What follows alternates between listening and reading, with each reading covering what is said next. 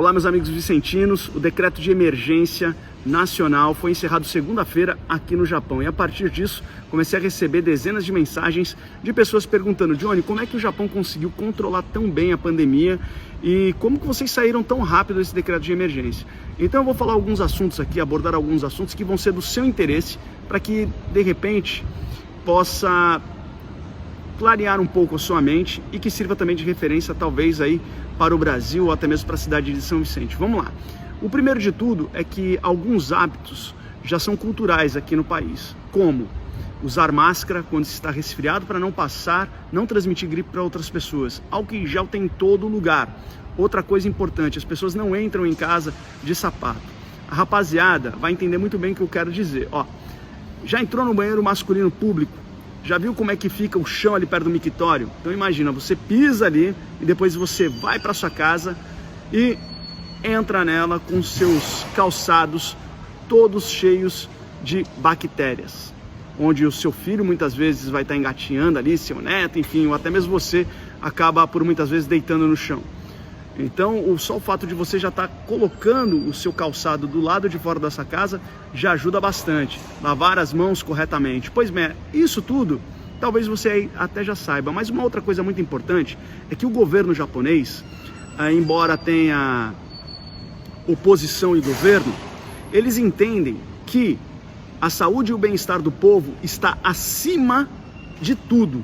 Então, quando o governo falou, olha, fica em casa por causa do isolamento social, ele não falou assim, olha, fica aí e tchau. Não, ele pagou para esse cidadão ficar em casa. Só para você ter uma ideia, foi liberado um fundo emergencial onde cada pessoa residente nesse país, independente da nacionalidade, começou a receber $1.000. Esse preenchimento podia ser online ou através de formulário para não ter aglomerações no banco, nas prefeituras, enfim. Outra coisa importante foram as medidas que o próprio governo japonês destinou para os autônomos, porque os autônomos são os que mais sofrem com tudo isso, não é verdade? Então, cada autônomo que conseguir provar que teve aí uma queda de 50% no seu rendimento, o governo está dando, gente, não é emprestando, está dando $10.000. Ou seja, 1 milhão de ienes, quase $10.000, para esse autônomo ficar em casa, ficar tranquilo, poder cuidar da família. Outra coisa, o governo ele garantiu o emprego das pessoas, para que as pessoas não fossem mandadas embora. Então, aí sim você consegue se isolar em casa de uma forma bem tranquila. E aí quando dizem assim, poxa Johnny, mas é que o Japão é um país rico. Não, o Japão não é um país rico. O Brasil é muito mais rico. Muito mais rico. Você não tem noção de como o Brasil é rico. Olha lá. O Japão não tem terras férteis, o Japão não tem água em abundância, o Japão não tem commodities, ou seja, não tem extração de minério, até mesmo a energia que é consumida nesse país, que é um país industrial, é importada, ou seja, o Japão não tem absolutamente nada, é um arquipélago, é um conjunto de ilhas, tá? Não tem biodiversidade como o Brasil tem, enfim, dentre tantas outras riquezas que o nosso Brasil possui. Só que colocaram na cabeça do povo que o Brasil é um país pobre. Só para você ter uma ideia, olha só, foi destinado aí no Brasil um fundo do governo federal de 253 bilhões para poder combater o coronavírus.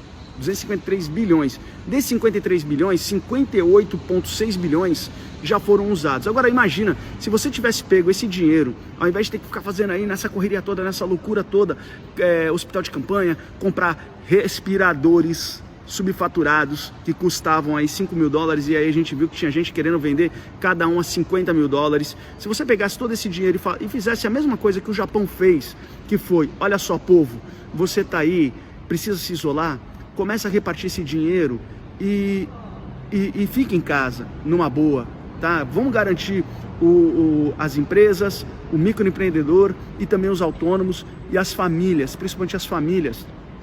Tenho certeza que não teríamos perdido tantas vidas, olha só, não teríamos perdido tantas vidas e o Brasil já tinha saído dessa pandemia. Eu sei que nesse momento as pessoas estão muito inflamadas, estão sensíveis, mas também né? O povo vive levando pancada, quem é que não fica inflamado por causa disso? E aí, o vírus ele acaba se tornando uma ferramenta política, e o que não pode, porque no final das contas quem sofre de verdade é o povo. E eu já falei, por que o Japão ele conseguiu superar 2 bombas nucleares, 3 grandes terremotos, um gigantesco tsunami? Porque aqui o governo entende que a ferramenta, que a matéria-prima é o povo. Porque um povo com saúde, ele é mais produtivo. Um povo instruído, você tem mão de obra qualificada. E aí você liberta uma nação. É mais ou menos isso, tá? Um abraço.